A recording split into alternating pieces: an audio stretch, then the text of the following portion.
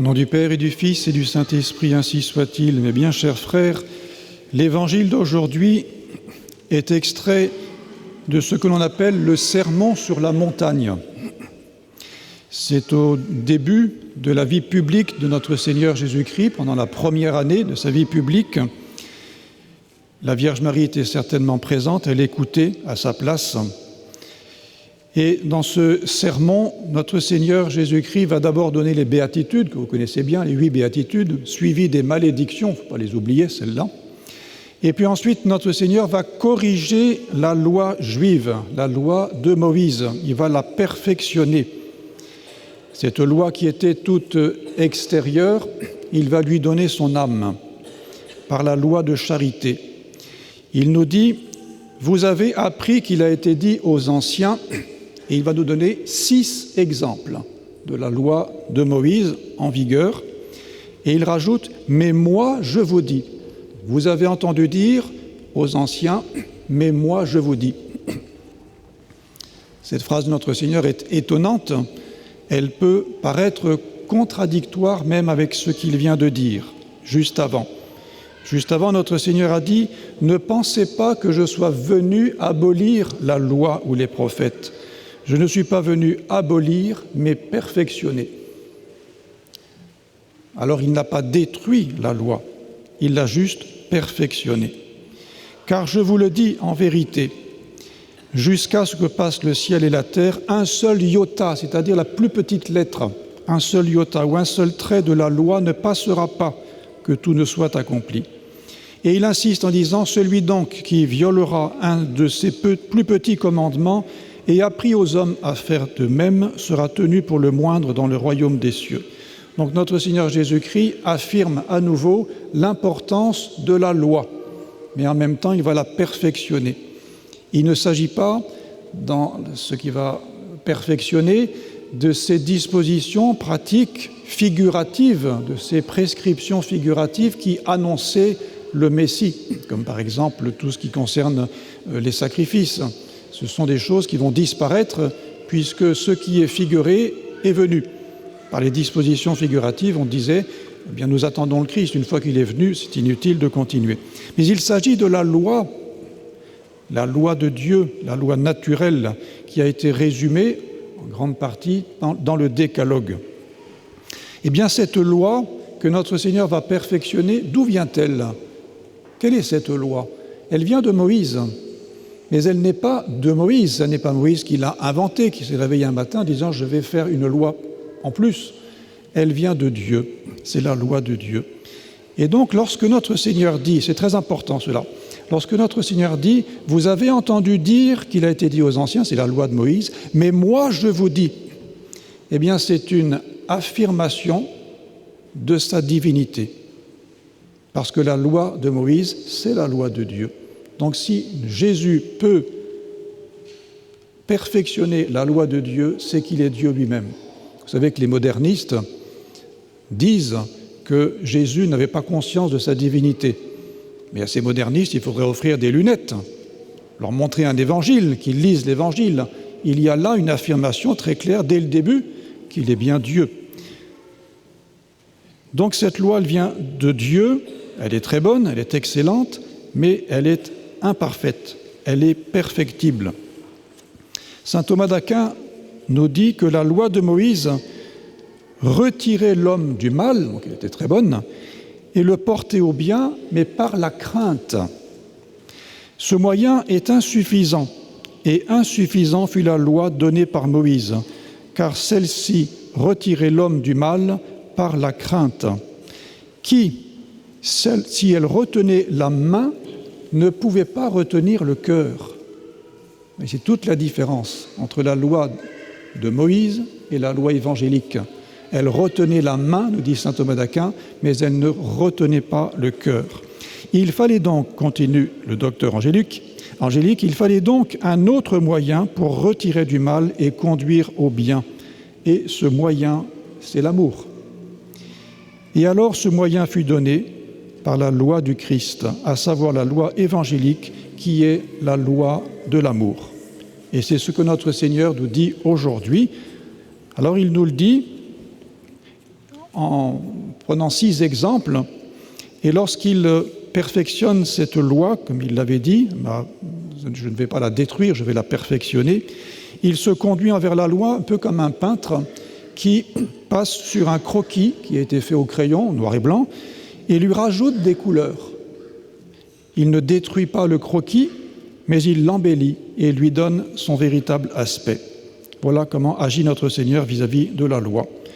Donc notre Seigneur, d'une part, se proclame supérieur à Moïse, égal à Dieu, mais il va perfectionner la loi. Et cela est très important pour nous, pour bien comprendre ce qu'est la loi de Dieu. Il va donner donc 6 exemples. Le premier, c'est celui que nous avons dans l'Évangile aujourd'hui, c'est par rapport au 5e commandement, « Tu ne tueras pas ». Et il va perfectionner en nous donnant tout ce qui conduit au crime, donc la colère, les insultes. Ensuite, il parlera deuxièmement de l'adultère, en condamnant non seulement l'adultère, mais aussi les péchés qui y conduisent et qui viennent du cœur, c'est-à-dire les péchés de regard, les désirs, les pensées. Il va rétablir l'indissolubilité primitive du mariage, c'est le 3e point. Ensuite, il va parler des serments. Les Juifs faisaient des serments un petit peu à tous les coins de rue. Ce n'est pas nécessaire de faire toujours des serments, que votre oui soit oui. Habituez-vous à dire la vérité, qu'il ne soit pas nécessaire de dire constamment des serments. Le 5e point, c'est ne pas résister au mal par le mal. Et ça, c'est la loi du talion, qui était déjà un progrès. La loi du talion, chez les Juifs, c'était œil pour œil, dent pour dent. Ça nous paraît cruel, nous qui sommes pétris de la morale évangélique. Mais vous savez que si quelqu'un vous donne un coup, naturellement, vous avez envie d'en donner 20 pour vous venger. Eh bien, la loi des Juifs, c'était un coup, eh bien, vous rendez un coup, pas plus. Et encore pas de votre propre autorité. Donc c'était un progrès, cette loi du talion. Notre Seigneur va rajouter quelque chose qui vient du profond du cœur et surtout de l'amour de Dieu. Eh bien, si quelqu'un te frappe sur la joue droite, tends-lui la joue gauche. Et donc, c'est ne pas résister au mal pour le mal, par le mal. Et puis enfin, très difficile, c'est l'amour des ennemis. Vous avez entendu dire, tu aimeras ton ami et tu haïras ton ennemi. Eh bien, moi, je vous dis, faites du bien à ceux qui vous font du mal. Aimez vos ennemis. Pardonnez. Ah, ça, c'est très difficile. Il est clair que chacun de ces 6 points de notre Seigneur demande à être interprété, demande à être compris. Parce que si on ne les comprend pas bien, on sort de cet évangile borgne, on s'est arraché un œil, une main en moins, la main droite, les 2 joues avec des claques, et peut-être mort à la fin. Il faut comprendre ce que veut dire notre Seigneur.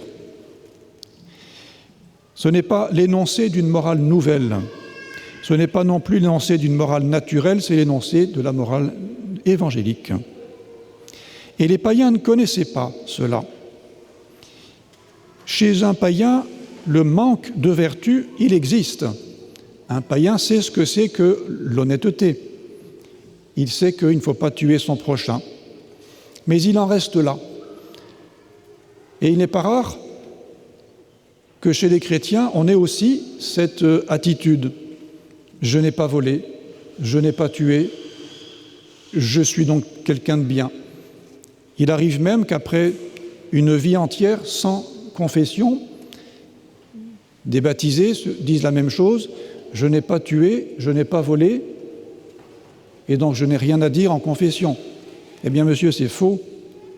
Il y a la loi évangélique, il faut aller plus à cœur, il faut aller plus profondément dans votre âme. Donc les païens connaissent les vertus, ils savent que manquer à la vertu, ça n'est pas bien. Mais comment font-ils pour se corriger? Eh bien, ils ne font plus. Et s'ils ont éventuellement abîmé la réputation de quelqu'un, ils savent qu'il faut la rétablir. C'est tout. Ça ne va pas plus loin, ça ne va pas plus haut. Alors que nous dit notre Seigneur? Notre Seigneur nous enseigne quelque chose qui était inconnu des païens. C'est que le péché n'est pas simplement une offense envers quelqu'un d'ici-bas, envers notre prochain, mais c'est que c'est une offense avant tout envers Dieu, c'est un manque d'amour envers Dieu.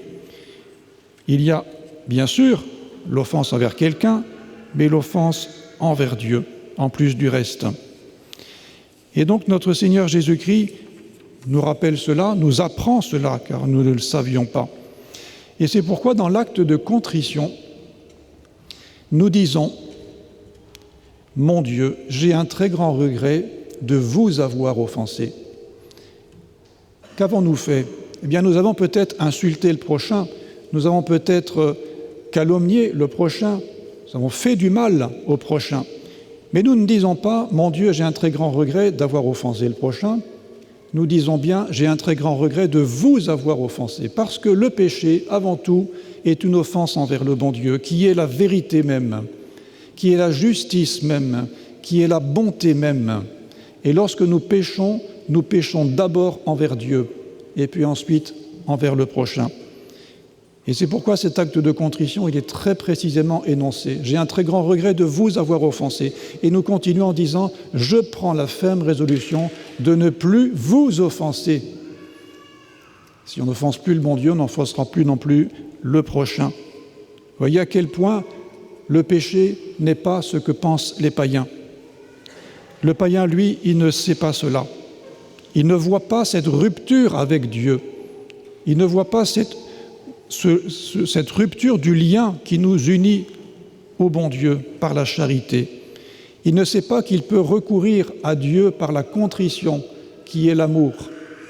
Cela, c'est la loi évangélique qui nous apprend que la loi de Dieu n'est pas seulement extérieure, il ne suffit pas de ne pas voler, de ne pas tuer, elle est aussi intérieure, elle correspond aux actes intérieurs d'amour envers le bon Dieu.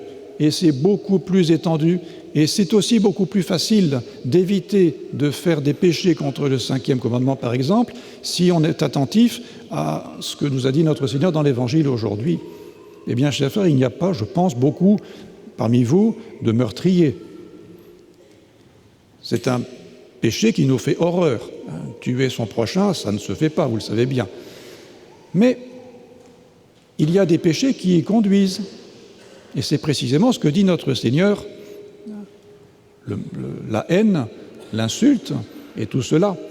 Eh bien, ce sont des péchés plus petits, semble-t-il, mais qui sont quand même des péchés contre le prochain et aussi, et d'abord en tout premier lieu, contre le bon Dieu.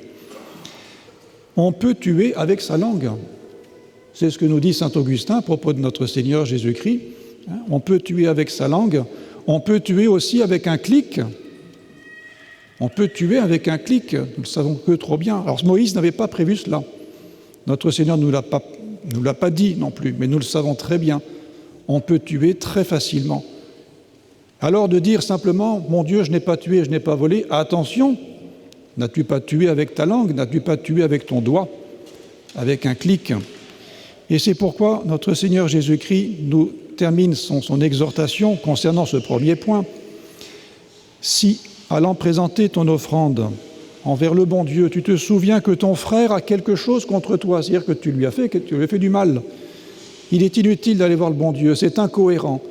Va d'abord te réconcilier avec ton frère et ensuite tu vas pouvoir apporter ton offrande. Qu'est-ce que cela veut dire, cela? Ça veut dire qu'il faut être cohérent et que le péché, c'est beaucoup plus que les 10 commandements, c'est beaucoup plus profond, c'est l'amour de Dieu, et que l'amour de Dieu et l'amour du prochain, c'est tout un.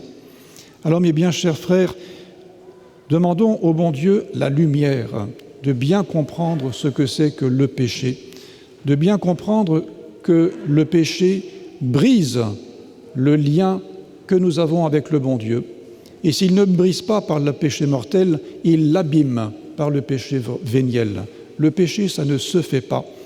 Alors demandons au bon Dieu non seulement de bien comprendre cela, mais aussi d'avoir la force d'éviter tout ce qui peut l'offenser dans toute notre vie. Au nom du Père et du Fils et du Saint-Esprit, ainsi